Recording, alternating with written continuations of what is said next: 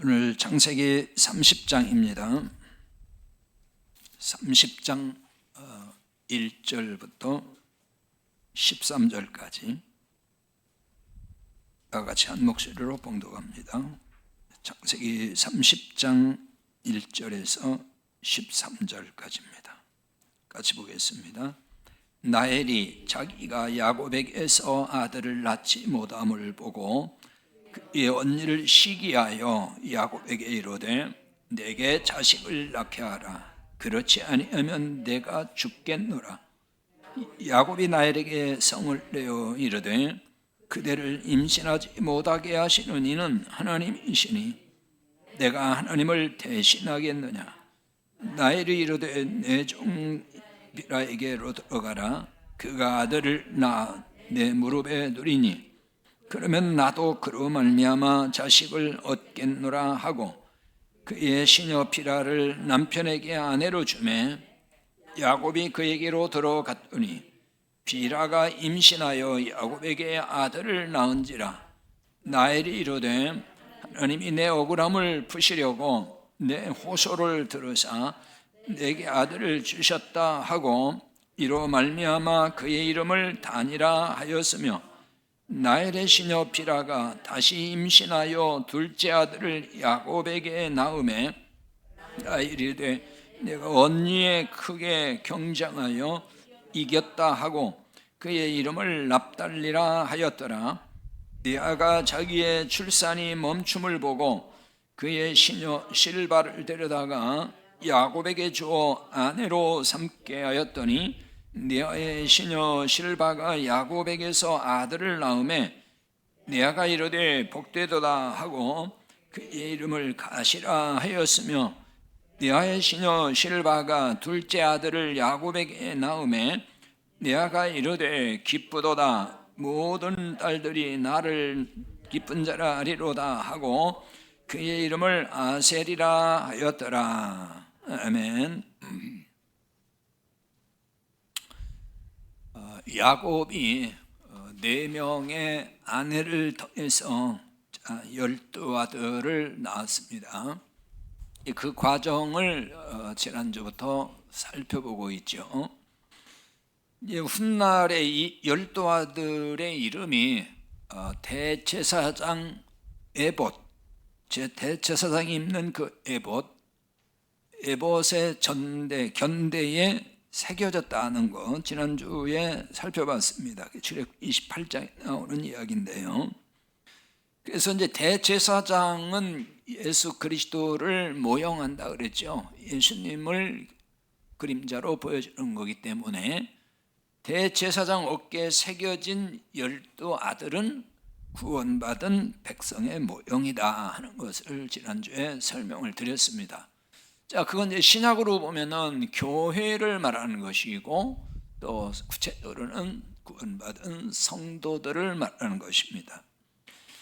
야곱과 그의 아내 넷의 아내가 이제 있죠. 자, 이것은 그리스도와 교회를 모형으로 계시하고 있다는 것도 지난번에 이미 다 설명을 드렸습니다. 4명의 아내가 자식을 낳는 일을 통해서 뭘 보여주는 것이라겠죠? 교회 공동체가 세워져 가는 거, 그걸 이렇게 계시해 주는 거예요. 근데 그것이 하나님의 방법을 통해서 세워져 간다, 그걸 보여주는 겁니다. 이런 점에서 지난주에 레아의 문제, 그러니까 야곱이 원치 않았던 그 아내 레아, 라반의 첫째 딸, 그 레아의 문제를 중심으로 해서 살펴봤죠. 자, 오늘은 그 라헬, 야곱이 사랑하고 그렇게 원했던 라헬, 그 라헬 아내 문제를 중심으로 상고하겠습니다. 라헬의 언니 레아가 아들을 연속해서 넷을 쭉 낳았죠. 지난주에 그거 다 살펴봤습니다. 근데 그 동안에 그렇게 레아가 아들을 연속해서 넷을 낳는 동안에 라헬은 하나도 낳지를 못했어요. 자식이 생기지 않습니다. 근데 이것으로 인해서 지금 라헬이 굉장히 그 스트레스를 이제 받은 거예요. 엄청나게. 왜냐하면은 분명히 남편은 자기를 진짜 사랑하고 제일 좋아하는데, 그리고 자기하고 늘 같이 잠을 자고 언니한테는 가는 것 같지는 않고, 그런데 그 언니 레아는 그냥 쑥쑥 아들을 그냥 매년 4명씩 낳는데, 자기는 지금 자식이 그냥 하나도 없는 거예요. 낳지를 않은 거예요. 맨날 남편을 독차지하고 있는데, 그러니까 열받지 않겠어요? 그때부터 이제 언니를 시기하게 됐다 그럽니다. 언니 레아를 시기했습니다. 자, 그 부분이 1절인데 지난주에 살펴보긴 했는데 다시 볼까요? 라헬이 자기가 야곱에게서 아들을 낳지 못함을 보고 그의 언니를 시기하여 야곱에게 이르되 내게 자식을 낳게 하라. 그렇지 아니하면 내가 죽겠노라. 여기 이제 시기하다 하는 말은 지난주에 살펴본다는데 다시 적어놨습니다. 이거는 막 질투했는데 그냥 질투가 아니고 경로했다 그런 뜻이라겠어요. 막 성을 내는 거예요. 성질을 내고. 근데 이게 지금 시제가 미완료형이기 때문에 이게 한두 번 그렇게 이제 성질 내고 분노를 표출한 게 아니고 계속해서 그런다는 거예요. 계속해서 끊임없이. 이런 상태가 계속되기 때문에, 그러니 그 지금 라헬로 인해서 그 라반의 공동체 아니면 야곱의 그 공동체가 얼마나 불안하고 힘들었을지는 충분히 짐작할 수 있잖아요. 한 사람이 계속 분노를 막 터뜨리고 성질 내고 짜증 내고 이러면은 그 공동체가 얼마나 힘듭니까? 그렇잖아요. 가정에서도 식구 하나가 맨날 소리 지르고 짜증내고 그냥 화를 벌컥벌컥 내고 그러면은 그 가정이 어떻게 되겠어요? 식구들이 다 불안하고 막 늘 힘들지요. 지금 이런 상태가 된 거예요. 근데 이제 라헬이 야곱에게 내게 자식을 낳게 하라 이러면서 억지 소리를 한단 말이에요. 낳게 하라. 명령형이거든요. 명령을 하고 있어요. 근데 이게 주라 그런 얘기, 주라, 달라 이런 뜻이에요. 그러니까 이 뜻으로 보면은 마치 야곱이 아들을 숨겨놓고 주지 않는다는 식으로 그 아들 내놔라 뭐 이런 식이에요. 지금 나한테 아들 줘라 빨리, 그렇게 명령을 하고 있습니다. 지난주에도 말씀드렸지만은 야곱에게는 사실 문제가 없어요. 왜냐하면은 레아하고는 어쩌다 한 번씩 자도 그냥 금방 애가 생기는데 라헬하고는 날마다 같이 잠을 자도 자식이 안 생기잖아요 지금. 그러니까 야곱에게는 문제가 없고 라헬에게 지금 문제가 있는데 자기 문제는 못 보고 남편을 닥달하고 있다, 그런 얘기예요. 그렇지 않으면 뭐라고 해요? 내가 죽을 것이다 이렇게 얘기했죠. 이건 하나의 협박이라 그랬어요. 언니를 시기하는 데서부터 이런 어처구니 없는 상황이 지금 벌어지고 있는 거예요. 그 시기심에서부터 억지를 쓰고 있고 사람들을 힘들게 하고 있다는 얘기죠. 근데요, 이게 누구에게나 정도의 차이만 있을 뿐이지 시기심이라는 건 다 있습니다, 사람에게. 그게 작동을 해요. 그 정도의 차이일 뿐이에요. 그 사람의 어떤 인격의 차이에 따라서 그냥 노골적으로 드러내기도 하고 안 드러내기도 하고 속으로는 다 있는 거거든요, 그게. 근데 이제 문제는 이게 공동체에서 이 노골적으로 시기가 발동이 되고 그로 인해서 이게 막 분쟁이 생기고 그러면은 이 공동체가 정말 힘들어지고 어려워진다는 거거든요. 그럼 이제 공동체에서 시기를 하고 자꾸 분쟁을 일으키는 사람, 그런 신자는 영적으로 이게 어떤 상태일까? 그걸 보여주는 게 고린도전서 3장 3절이거든요. 그래서 거기 적어놨어요. 자, 같이 보겠습니다. 너희는 아직도 육신에 속한 자로다. 너희 가운데 시기와 분쟁이 있으니 어찌 육신에 속하여 사람을 따라 행함이 아니리요. 자, 육신에 속한 자라고 나와 있는데요, 여기 육신에 속한 자를 구체적으로 설명을 했어요. 그 앞절에 보면 고린도서 3장 1절인데 거기에 보면은 육신에 속한 자 곧 그리스도 안에서 어린아이들 이렇게 나와 있어요. 그러니까 육신에 속한 자는 누구냐면은 그리스도 안에서 어린아이라는 거예요. 영적인 어린아이, 이런 얘기거든요. 그게 이제 육신에 속했다, 이렇게 지금 말을 하고 있습니다. 그래서 이제 육신에 속했다는 말이 물론 이제 그 율법적 신자를 그렇게 말을 할 때도 있어요. 근데 여기서는 구원을 받았어요. 그래, 그리스도 안에 있어요. 이 그리스도 안에 있는 그 어린아이라고 그렇게 지금 설명을 하고 있습니다. 여기 어린아이를 네피오스라는 말을 썼는데 유아라는 말입니다. 젖먹이, 때로는 미성년자, 그런 뜻을 가지고 있는 단어가 여기서 어린아이라는 단어입니다. 이런 얘기예요. 거듭났어요. 거듭난 건 이제 구원을 받은 거죠.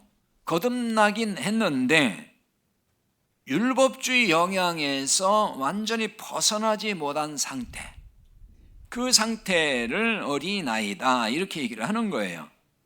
그러니까 교회에는 거듭나긴 했어도 영적 어린아이 상태에 있는 신자가 있다 하는 것을 볼 수 있는 거죠.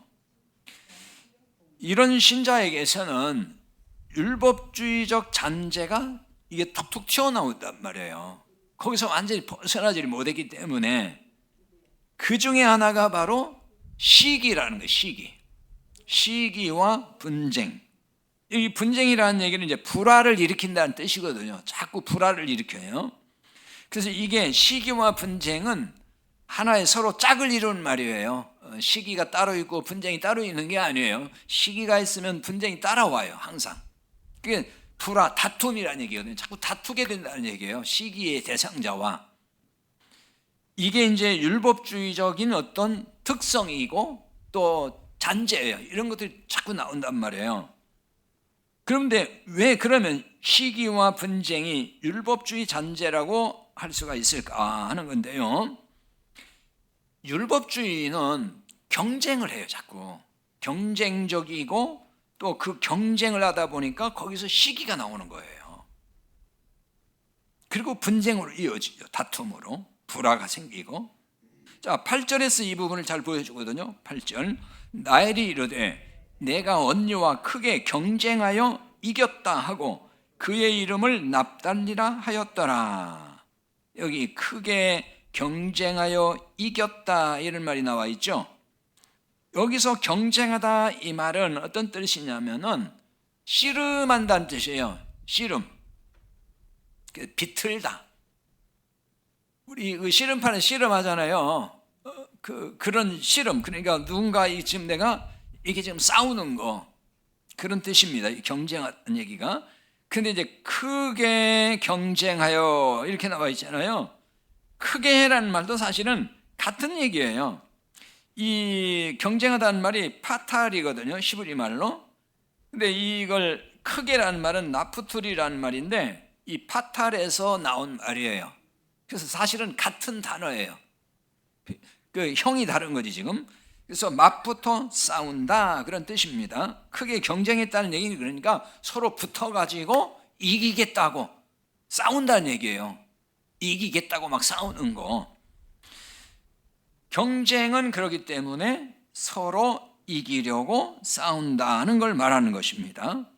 근데 이겼다, 여기 이긴다 할 때 이겼다는 말은 어떤 뜻이냐면은 내가 할 수 있다, 이런 뜻이고, 그러면서 동시에 이건 정복한다는 뜻이고 권력을 가진다, 이런 뜻이 있어요. 이런 얘기인 거예요. 종합하면 내 힘으로 누군가를 막 정복을 해버려요. 내가 이겼어요. 그러면 이제 어떻게 내가 이겼다, 이게 좋아하잖아요. 그게 뭐냐면 자기 존재감을 드러내는 거예요. 내가 누군가와 경쟁해서 이겼어요. 내가 누군가를 짓밟고 내가 이겼어. 그러면은 의기양양해 하잖아요. 사람들이 막 좋아가지고 자기 존재감을 이렇게 막 표출한단 말이에요. 그런 뜻이에요. 그런데 이제 여기 중요한 거는 나헬이 누구하고 경쟁했느냐는 거예요. 나헬이 이르되 내가 언니와 크게 경쟁하여, 이렇게 나오잖아요. 언니와 경쟁을 했어요. 언니라고 번역했는데 이제 그 전해 성경 개역인가 거기는 아마 형이라고 번역했을 거예요. 같은 얘기예요. 언니, 아우토 그러거든요. 이거는 누이, 자매 이런 뜻이지만은 형제라고 하는 말, 아흐라는 말에서 나왔어요. 그래서 형이라는 말과 같은 얘기예요. 뭐 언니도 사실은 형제가 아니니까 형, 그런 뜻입니다. 자, 우리는 그리스도 안에서 영적으로 다 한 형제이잖아요. 우린 다 형제입니다. 그럼 형제는 어떤 관계냐? 경쟁의 대상이 아니에요. 형제는 경쟁하는 관계가 아니란 말이에요. 그런데 형제 간의 경쟁을 한다는 거, 이게 문제라는 얘기예요. 자, 로마서 12장 10절을 적어놨습니다. 신약적으로 이해를 하려고. 거기에 읽어볼까요? 형제를 사랑하여 서로 우애하고 존경하기를 서로 먼저 하며. 자, 이 부분도 조금 읽어보면 쉬운 말씀 같은데도 잘 또 읽어보면 이게 알듯 모를 듯 조금 애매해요.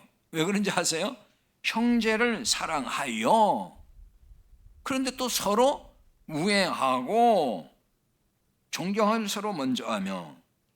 형제를 사랑하라고 그냥 끝냈으면 좋을 텐데 서로 우애하고. 근데 이게 또 사실은 사랑이란 말이에요. 똑같이 사랑하라는 말인데 이게 참, 그래서 우리말 성경에 때로는 번역이 애매할 때가 참 많아요. 형제를 사랑하여, 그러니까 내가 누군가 형제를 사랑하는데 그 사랑하고 그 다음에 또 우애도 하고 이렇게 읽히잖아요. 이게 그런 얘기가 아니에요. 그 원문에 보면은 이제 그 형제를 사랑하여 그럴 때에 그 앞에 관사가 이제 그 형제를, 그 말이에요. 그 형제를 사랑하여 그랬는데, 이것은 그 새번역 성경이나 그 다음에 이제 공동번역이나 또 킹제임스 버전 이런 데 보면은 어떻게 번역을 해놨냐면은 형제의 사랑으로 이렇게 번역을 해놨어요. 이게 훨씬 이해하기 좋아요. 보세요. 형제를 사랑하여 서로 우애하라는 말보다는 형제의 사랑으로 우애하여. 그럼 뭔가 좀 분명해지지 않습니까? 달라지잖아요. 그러니까 그 관사가 빠져서 조금 유감이긴 한데 그 형제의 사랑으로 서로 우애하고 서로 존경하라 이러면 이제 조금 감이 들어올 거예요. 그 형제의 사랑으로 서로 우애하라. 그 형제가 누구겠어요? 예수 그리스도예요. 우리의 형제로 오신 그리스도. 그러니까 그 그리스도의 사랑으로 우애하라, 그 얘기인 거예요. 이게 형제를 사랑하고 그 다음에 또 우애하고 그 얘기가 아니고 그리스도의 그 사랑으로 서로 우애하라. 우애하라는 말도 사실은 앞에 사랑하라는 말과 똑같은 단어를 쓰고 있어요. 그러니까 그리스도의 사랑으로 서로 사랑하고 그리스도의 사랑으로 존경하기를 서로 먼저 하라. 여기 이제 존경한다는 말은 어떤 뜻이냐면요, 값을 매긴다 그런 뜻이에요. 티메라고 하는 동사인데 값을 매긴다. 그러니까 이게 무슨 얘기냐면 이런 거예요. 우리가 그리스도의 핏값으로 구원받았잖아요. 그리스도의 그 보배로운 핏값으로. 그러니까 그 가격은 어떻게 환산할 수가 없어요. 예수님의 생명값이니까. 그럼 그 값으로 우리를 구원하셨어요. 우리에게 생명을 주셨어요. 그럼 우리도 얼마나 큰 가치가 있는 존재인가를 알 수 있지 않나요? 예수님의 생명값이니까 우리가 얼마나 비싼 사람이냐는 얘기예요. 그러니까 여기서 존경하라는 얘기는 그렇게 귀한 존재로 여겨라 그 말인 거예요. 이게 우리 집사님 권사님 존경합니다 뭐 이런 얘기를 하는 게 아니고 그 상대를 그렇게 비싼, 그러니까 돈으로 환산이 안 되는 그 존귀한 엄청난 가치가 있는 존재로 대접을 해줘라. 그걸 여기서 존경이라고 하는 겁니다. 그걸 서로 먼저 하라 그랬잖아요. 먼저 하라 이 말은 앞장서 가라 그 말이에요. 인도자로 항상 앞서서 그렇게 하라. 그러면 뒤에 따라온 사람도 어떻게 하겠어요? 보고서 하겠죠. 그래서 항상 교회는 앞장설 사람이 필요한 거예요. 항상. 그러니까 먼저 믿은 사람, 교회 소위 중직자라는 분들이 앞장서서 하면 되는 거예요. 그러면 나중에 온 사람들이 보고서 다 따라서 한단 말이야. 저렇게 하는구나. 신앙생활을 저렇게 하는구나, 사랑을 저렇게 하는구나, 이렇게 보고 따라가니까 되는 거죠. 바로 그 얘기인 거예요. 그러니까 형제는 이렇게 경쟁할 대상이 아니고 이렇게 서로 존귀하게 여기고 주의 사랑으로 이렇게 사랑하는 그 대상이지, 경쟁에서 내가 이겨야 될 대상이 아니다, 이렇게 얘기입니다. 그러니까 형제는 서로 우애하고 존경해야 될 대상 뿐만 아니라 서로 돌봄의 대상이에요. 고린도전서 12장 25절 적어놨는데요, 볼까요? 몸 가운데서 분쟁이 없고 오직 여러 지체가 서로 같이 돌보게 하셨느니라. 여기 이제 돌보게 했다 하는 얘기는 뭐 이렇게 가서 뭐 힘든 사람 붙잡아주고 뭐 어려운 사람 조금 어떻게 도와주고 그런 얘기가 아니고요. 여기 돌보다는 얘기는 헬라어의 메림나오, 그래서 이 말은 염려한다 그런 뜻이에요. 걱정한다. 그러니까 돌본다는 얘기는 염려해준다 그 뜻인 거예요. 염려해주고 걱정해주는 거. 근데 지체에 대해서, 지체가 서로 같이 돌보게 하셨다 그랬죠. 지체라는 얘기는 그리스도 안에서 형제된 자들을 말하는 거예요. 그걸 때로 지체라고 합니다. 그러니까 이제 형제는 경쟁 관계가 아니고 서로 염려해 주는 관계, 그 관계란 얘기예요. 그러니까 교회는 신자들 간의 경쟁을 붙여가지고 그 경쟁에서 이긴 자가 성취감을 맛보는 그런 곳이 아니에요. 교회는 그런 데가 아니라고요. 그런데 이제 율법주의 신앙이 강하면 강할수록, 그런 교회일수록 신자 간의 경쟁을 유도한다는 그 특징이 있습니다. 그래서 항상 경쟁 붙입니다. 구역끼리도 경쟁 붙이고 또 막 신자들끼리 경쟁 붙이고 막 상을 주고, 그게 다 경쟁 붙이는 거거든요. 심한 교회는 예를 들어 거액에 막 헌금을 하면 발표를 해줘요. 다 보는 박수 쳐라. 이번에 막 장로님이 이만큼 막 수천만 원 했다고, 억대를 했다고 박수 쳐주자고. 그럼 그거 뭐죠? 다른 사람한테 자극을 주는 거잖아요. 당신들도 좀 해, 이런 거잖아요. 이게 경쟁 붙이는 거예요, 일종의. 그게 정말 잘하는 게 아니에요, 교회에서. 그럼 없는 사람들은, 못하는 사람은 얼마나 위축되고 마음이 힘들겠냐고요. 하고는 싶지만 없어서 못하는 사람들이 얼마나 힘들겠냐고요. 낙심이 되고. 그래서 교회가 그렇게 하면 안 된다는 거예요. 경쟁 붙이는 교회가 대부분 율법주의 교회입니다. 그런 특징을 보입니다. 자, 이런 교회는 신자들 간의 경쟁심이 늘 있기 때문에 다른 남이 좀 잘 되고 신자가 누군가 잘 되고 그러면은 시기 질투하고 그다음에 서로 견제하고 이런 일이 비일비재하단 말이에요. 누군가를 칭찬을 안 해, 그런 교회는. 그냥 비난만 해. 누구 뭐 잘한다고 칭찬하면은 깎아내리는 말만 계속 한다든지. 그게 참 좋지 않은 습관이거든요. 그게 이제 그 율법주의 잔재예요, 전부 다. 그러니까 이런 정서와 분위기가 조성이 되어 있기 때문에 신자들이 끊임없이 경쟁 관계로 생각을 하게 되는 거예요. 그래서 인간적 수단 방법을 동원해서라도 경쟁에서 이기려고 하는 그 습성이 생긴단 말이에요. 나헬을 통해 그걸 볼 수 있거든요. 나헬이 어떻게 해서 언니와 경쟁을 하고 이겼다 자기가 말하고 지금 있는 거죠. 자신이 아들을 낳은 게 아니에요, 지금. 자기가 낳은 게 또 아니에요. 자신의 여종을 통해서 아들을 낳고 나서 내가 이겼다 지금 이러고 있단 말이에요, 지금. 나헬이 자신의 여종인 비라를 남편에게 아내로 주잖아요. 그러므로 비라가 임신해서 야곱에게 아들을 낳았다, 이렇게 나옵니다. 5절이죠. 비라가 임신하여 야곱에게 아들을 낳은지라. 그래서 나헬이 이렇게 말합니다. 6절 볼까요? 나헬이 이르되 하나님이 내 억울함을 푸시려고 내 호소를 들으사 내게 아들을 주셨다 하고 이로 말미암아 그의 이름을 단이라 하였으며. 지금 나헬이 사실은 아들 낳은 거 아니잖아요. 실제는 지금 비라에게서 낳은 거예요. 비라가 낳았다고요. 나헬의 몸종이에요, 여종이라고요. 그런데 이제 이런 거예요, 지금. 당시에 종은 주인의 소유물이거든요. 그러니까 종이 자식을 낳아도 그 자식은 내 자식이 돼버려요, 그냥. 그런 의미에서 지금 얘기를 하는 거예요. 나엘이 이런 점에서 내게 아들 주셨다 이렇게 말은 하지만은 실상은 비라의 아들이죠. 근데 나헬은 이것을 하나님이 기도에 응답하신 것처럼 말을 하고 있다는 거예요. 내 호소를 들으사 그랬잖아요. 이 말은 뭐냐? 내 목소리를 들었다 그런 얘기거든요. 내가 호소해서 하나님이 억울함을 풀어주셨다 이렇게 말을 하고 있어요.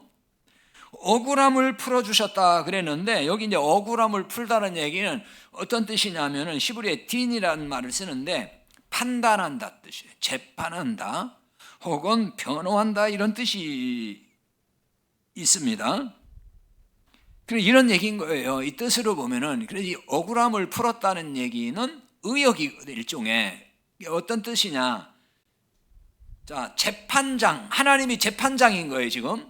재판장이신 하나님이 자기 편을 들어줬다. 내 편을 들어줬다. 그래서 내 억울함이 풀렸다. 지금 이런 얘기거든요. 내 편을 들어줬다는 말이에요. 그러니까 이런 얘기 있죠. 더 구체적으로 말하면 하나님이 언니인 내 편을 들어주지 않고 내 편을 들어주셨다는 뜻으로 얘기를 하는 거예요. 그런데 바로 이런 것이요, 하나님을 오해하는 겁니다, 이게. 이걸 이제 아전인수격으로 하나님을 이해한다고 하는 거예요. 자기 좋을 대로 하나님을 이해하는 거거든요, 이게. 그래서 하나님을 정말 잘못 믿는 경우가 생기는 거예요, 이런 것 때문에. 그러니까 내가 원하는 대로 이루어졌다고 해서 하나님이 내 편이 됐다 이렇게 생각하면 그건 하나님을 오해하는 거예요. 그러니까 그 기도 응답 이런 걸 자꾸 이런 식으로 오해할 때가 있거든요. 예를 들면은 내 생각대로 뭔가 잘 이루어졌어요. 그러면 하나님이 응답해 줬다, 하나님 내 편 들어줬다 그래가지고 되게 좋아하고 확신을 가져요. 그런데 내가 생각한 대로 안 이루어졌어요. 그러면 또 아주 사람이 굉장히 이렇게 낙심이 돼가지고 하나님이 내 편이 아닌가 또 이렇게 생각한단 말이에요. 그런 거 아니라고요. 기도를 들어줬던 안 들어줬던 그것이 내 기준이잖아요, 지금. 안 들어줄 때도 하나님 편에서는 그게 하나님이 정당해서 그런 거예요. 하나님 그 사람을 편 안 들어주고 이런 얘기가 아니라고요. 어떤 때는 안 들어주는 것이 내게 유익일 때가 있어요. 지나고 보면은. 생각해 보세요. 내 욕심대로 다 이루어지는 것이 꼭 좋을 거라고 보나요? 그렇지 않아요. 그건 아닌 거거든요. 그리고 자, 지금 내 편 이런 생각 자체가 그게 유아적 생각인 거예요. 유아적 발상. 그 애들한테 그러니까 자꾸 그 부모들이 너 엄마 좋아하냐, 너 누구를 더 좋아하냐, 자꾸 이렇게 편 이렇게 갈라치기 하는 식의 이런 질문처럼 우매하고 어리석은 질문이 없어요. 애들은 자꾸 그렇게 이해를 하거든요. 그러나 어른들은 그러면 안 되는 거예요. 그러니까 하나님은 편을 가르는 분이 아니에요, 절대로. 하나님이 이 편, 내 편 이렇게 갈라주지 않아요. 다시 말하면 하나님의 자녀를 차별 없이 하나님은 사랑하시지 하나님의 자녀를 놓고서 이렇게 편가르라 놓고 차별하거나 이러지 않는다는 얘기입니다. 자, 하나님이 비라를 통해서 아들을 주신 것은 나헬이 호소를 했기 때문에, 나헬이 기도했고 하나님 좀 낳게 해주세요 이렇게 했기 때문이 아니라는 얘기예요. 나헬이 기도를 많이 해서 들어줬다 그런 얘기 아니다 말입니다. 하나님이 나헬의 호소와는 상관없이 피라에게 아들을 주신 거예요. 그럼 왜 그랬느냐? 이거 뭘 보여주는 걸까요? 자, 비라가 종이잖아요. 종이에요. 그 시대에 종은요, 진짜 사람 취급 못 받아요. 때로는 그냥 물건 취급, 때로는 짐승 취급당하는 게 그 시대의 종이거든요. 근데 그 종에게서 아들을 낳게 했다는 얘기는, 자, 이 종을 통해서 지금 하나님 나라 공동체를 세워가신다는 얘기를 계시해 주는 거예요. 그러니까 종에게 아들을 주신 것은 하나님 나라를 세워가는데 차별이 없다는 걸 보여준다 그 얘기예요. 차별이 없다. 신약으로 말하면은 하나님이 차별 없이 누구나 구원하신다, 그 얘기를 하는 겁니다. 그리고 공동체를 세우는 일에도 누구나 차별 없이 사용하신다는 거예요. 자, 그걸 신약에서 고린도전서 12장 13절에 잘 보여줍니다. 같이 거기 적은 거 보겠습니다. 우리가 유대인이나 헬라인이나 종이나 자유인이나 다 한 성령으로 세례를 받아 한 몸이 되었고 또 다 한 성령을 마시게 하셨느니라. 거기 이제 유대인, 헬라인, 종, 자유인이 나오잖아요. 자, 유대인과 헬라인은 항상 차별이, 유대인들이 그 차별을 해요. 헬라인은 이방인을 대표한 거예요. 그래서 하나님은 혈통적으로 택함받은 유대인이나 혈통적으로 택함받지 않은 헬라인이나 하나님은 구원하시고 또 교회를 세워가는 데 쓰시는 데 있어서 차별하지 않는다는 얘기를 하는 거예요. 그 다음에 종이나 자유인이나, 그러니까 그 시대에 이 당시에도 종, 노예들이 있었고 그 다음에 자유인이 있었는데 그 또한 차별이 없다. 하나님 차별하지 않는다는 거예요. 그래서 누구나 다 한 성령으로 세례를 받아 한 몸이 되었고, 여기 다 한 성령으로 세례를 받았다는 얘기는요, 여기서 세례는 어떤 뜻이냐면은 그리스도와 함께 죽고 그리스도와 함께 살았다, 그런 뜻인 거예요. 이게 로마서 6장에 잘 나옵니다. 그러니까 그리스도와 함께 내가 죽고 그리스도와 함께 다시 사는 것을 세례라고 하는 거예요. 그로 인해서 뭐가 됐어요? 한 몸이 됐다는 얘기예요. 한 몸이 됐다는 얘기는 그리스도의 몸을 이루었다, 그리스도의 몸인 교회가 세워졌다는 얘기를 하는 겁니다. 그런데 유대인이나 헬라인이나 종이나 자유인이 다 똑같이 차별 없이, 그 얘기잖아요. 그러니까 이런 얘기인 거예요. 유대인도 그리스도와 함께 죽고 살아날 때에 이제는 그리스도인으로 살아나고, 헬라인도 그리스도와 함께 죽고 살아날 때는 이제 헬라인은 사라지고 그리스도인이 되고, 종이나 자유자도 그리스도와 함께 죽고 그리스도와 함께 살아나면 이제 종도 없어지고 자유인도 없어지고 그리스도인이 된다, 그 말이에요. 그래서 하나가 됐다, 한 몸이다, 그런 얘기를 하는 거예요. 자, 비라가 다시 또 임신해서 둘째 아들을 낳았습니다. 그러자 라헬이 내가 언니와 경쟁하여 이겼다, 이때 얘기를 하거든요. 그렇다면 라헬이 언니와 경쟁해서 이긴 걸까? 이긴 게 아니었죠. 이거는 이기고 지는 문제가 아니란 말이에요, 이게 지금. 그러니까 하나님 나라 공동체의 지체들은 이기고 지는 그런 관계가 아니에요. 앞에서 다 설명을 했죠. 그러니까 승자와 패자가 있는 게 아니라는 얘기예요. 형제는 서로 한 몸이기 때문에 그런 거예요. 한 몸이니까. 자, 손이 우리 몸에 이제 그 고린도서 12장에 보면은 우리 몸의 지체를 통해서 그리스도의 몸과 지체를 설명하고 있고 교회와 은사를 다 설명하는 거거든요. 근데 보세요. 손이 발을 이긴다고 해서 그게 이긴 건가? 또 무슨 눈이 입을 이긴다고 해서 그게 이긴 거냐는 거예요. 자, 손이 발을 짓이겨서 못 쓰게 만들었어요. 그 이긴 거예요? 그럼 손은 어떻게 되는 거예요, 이제 그다음부터? 손도 못 쓰게 된다니까, 조금 있으면 이제. 그런 거잖아요. 그 손이 말이지, 입을 보면서 약이 올라가지고, 야, 내가 맨날 갖다가 넣어주면 너는 먹기만 하냐 그러면서 입을 못 쓰게 만든다고 그래서 때려가지고. 그럼 이제 입이 못 먹어요. 손이 아무리 갖다 줘도 못 먹어. 그러면 손은 어떻게 되는 거예요, 그다음부터? 손도 못 쓰게 돼버리는 거예요.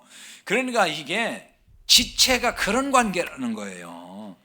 뭐 그게 서로 막 경쟁하고 이기고 그렇게 되면은 그 몸은 작동을 못 해요, 결국은. 그러니까 교회에서 성도의 관계가, 형제의 관계가 이렇다는 얘기예요. 서로 이 지체의 관계이기 때문에 서로 뭐 경쟁해서 이기고 지고 이런 게 아니고, 만약에 그렇게 되면은 이 공동체가 결국은 병들고 못 쓰게 돼버려요.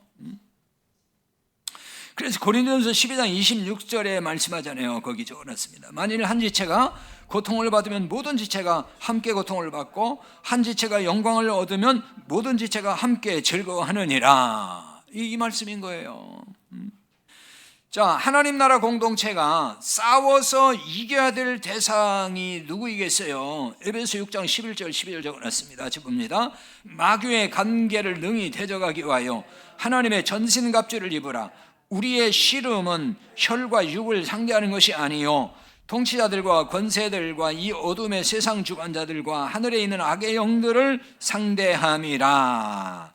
자, 우리의 씨름은 그랬죠. 이게 맞붙어 싸운다 그 말이 아까 경쟁 그 말이에요. 같은 얘기입니다. 히브리 이거는 헬라어로 번역을 해놓은 거예요. 팔레라는 말인데 맞붙어 싸우는 거, 경쟁하는 거 그 말이. 우리가 싸워야 될 대상은 혈과 육, 사람이 아니라 그 말입니다. 통치자들, 권세들, 어둠의 세상 주관자들. 근데 여기에 이 앞에 전부 다 관사 그가 있어요. 그 통치자, 그 권세자, 그 어두움의 세상 주관자, 그 하늘에 있는 악의 영들 그렇게 되어 있어요. 그러니까 누군가를 가르치는 얘기. 이거는 누군가를 가르치고 있어요. 가르치고 있어요. 가르치는 게 아니고 그러니까 누구냐면 사단을 말하는 거예요. 마귀에 대한 다른 표현입니다. 근데 그 통치자라고 했지만은 여기서 통치자라는 얘기는 원래 우리가 생각하는 통치자라는 뜻이 아니고요. 시작한다 그런 얘기예요. 알케라는 말을 썼습니다. 최초. 그러니까 사단이 최초로 인간을 대적하기 시작을 했다. 싸움의 대상. 우리가 인간이 처음으로 대적해서 싸워야 될 그 최초의 대상자가 바로 사단 마귀다 하는 얘기를 하는 거예요. 그런데 많은 교회가 이 마귀와 싸우는 게 아니고 혈과 육을 상대하여 싸운다는 말이에요. 자꾸 형제들과 싸워요. 많은 교회들이 지금. 이게 다 알고 보면 뭐냐면 주도권을 서로 잡으려고 경쟁심에서 나오는 싸움인 거죠. 이런 싸움은 다 사탄이 뒤에서 마귀가 조종하는 거예요. 자, 나엘이 비라를 통해 아들 둘을 낳는 것을 이제 보았습니다. 근데 이때는 레아가 출산이 멈춘 상태였어요. 그러자 자신의 여종인 실바를 야곱에게 주어 아내로 또 삼게 하고 아들 둘을 또 낳습니다. 자, 이때 레아가 더는 자식을 낳을 수 없도록 태가 다친 건 아니에요. 다음 주에도 보겠지만 17절에 가서 보면은 레아가 5째 아들을 또 낳거든요. 그런데도 뭐가 또 급했는지 자신의 여종인 실바를 통해서 아들을 낳겠다 그거예요. 자, 이건 뭘 의미할까요?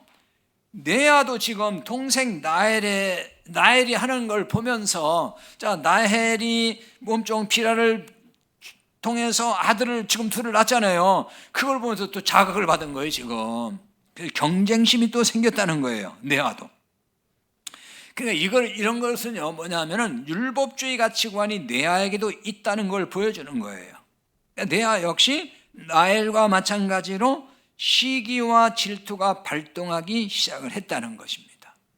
이런 모습이 율법주의 신앙의 특징이에요. 그 율법주의 잔재가 자꾸 이렇게 나와요.